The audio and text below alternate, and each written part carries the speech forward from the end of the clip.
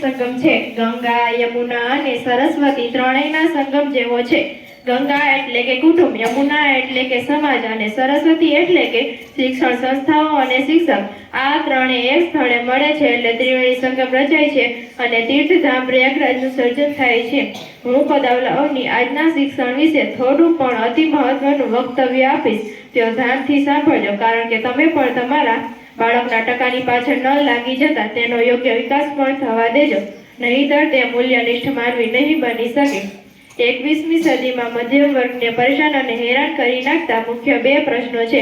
એક તો આજનું શિક્ષણ અને બીજો શિક્ષણ પાછળ થતો ખર્ચો। આજે હું આજના શિક્ષણ વિશે વાત કરવા માંગુ છું। આજે બાળક 3 વર્ષનું થાય ત્યારે મા બાપને જે પ્રશ્ન પરેશાન કરી મૂકે છે એ છે બાળકને ઇંગ્લિશ મીડિયમમાં ભણાવવું કે પછી ગુજરાતી મીડિયમમાં।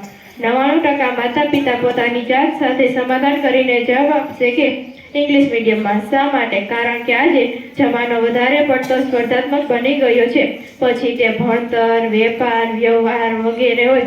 આજે મોટા ભાગની સ્પર્ધાત્મક પરીક્ષાઓ અંગ્રેજીમાં લેવાતી હોય છે, માટે તેની તૈયારી પણ તે ભાષામાં કરવી પડે, કારણ કે આ બધી પરીક્ષાઓ પાસ કર્યા પછી જ આપણને સારી કોલેજ કે યુનિવર્સિટીમાં એડમિશન મળે। આ ઉપરાંત સારી નોકરી કે હોદ્દો મેળવવાની તક મળે। હા, પણ અંગ્રેજી માધ્યમમાં ભણવાથી સારી નોકરીની કોઈ ગેરંટી આપી શકાય નહીં।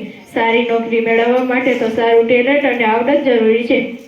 આજે મોટા ભાગના વાલીઓના મનમાં મૂંઝવણ થાય છે કે મારો બાબો કે બેબી અંગ્રેજીમાં કાચો ન પડે, એટલે કે એનામાં કમ્યુનિકેશન સ્કિલ ડેવલપ થાય।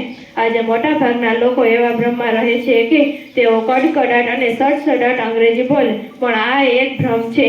જ્યારે તમે કોઈ માતા પિતાને પૂછો કે હવે તમે તમારા બાબા કે બેબીને કઈ સ્કૂલમાં કે કયા માધ્યમમાં ભણાવશો, ત્યારે ફટ દઈને જવાબ આપશે કે ફલાણી ટીકડી અથવા ઇંગ્લિશ મીડિયમ સ્કૂલમાં।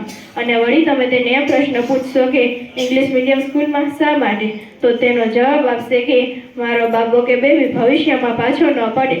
તો હું તમને એક સાચી વાત કહું તો તમારું સંતાન ભવિષ્યમાં આ જ દેશનો નાગરિક થશે, તો તે કોનાથી પાછો પડશે? પણ માતા પિતાને સતત એવો ડર રહ્યા કરે છે કે મારું સંતાન જિંદગીની રેસમાં, સ્પર્ધાત્મક પરીક્ષાઓમાં કે ઇન્ટરવ્યુમાં અટવાઈ ન જાય અને પાછું ન પડે। તો હું તમને સાચી વાત કહું તો તમારા સંતાનમાં પાવરફુલ પ્રતિભા હશે તો તે કોઈ પણ પરિસ્થિતિને પડકારી શકશે, અને એ પણ એના આત્મવિશ્વાસના જોરે। આપણો દેશ આઝાદ થયો ત્યારથી આજની શિક્ષણ વ્યવસ્થાનો વર્ષોથી લોકો વિરોધ કરતા આવ્યા છે, છતાં પણ હજુ એને જ વળગી રહ્યા છે। આપણે બધાને ખબર છે કે ભણતર એ વ્યક્તિના વિકાસ માટે જરૂરી છે, નહીં કે નોકરી મેળવવા માટે।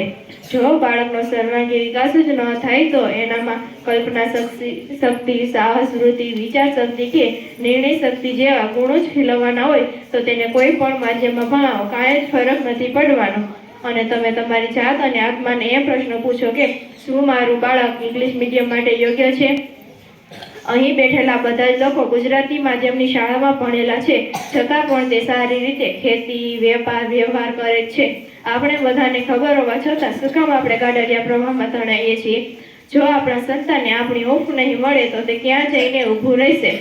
ભણતર અને ભાષાને ભેગું ન કરો, જેમ કે ગુજરાતીમાં 2 × 2 = 4 થાય અને અંગ્રેજીમાં 2 × 2 = 4 થાય। તો જવાબ તો એક જ રહેવાનો છે, માત્ર માધ્યમ બદલવાથી ભણતર નથી બદલાઈ જવાનું।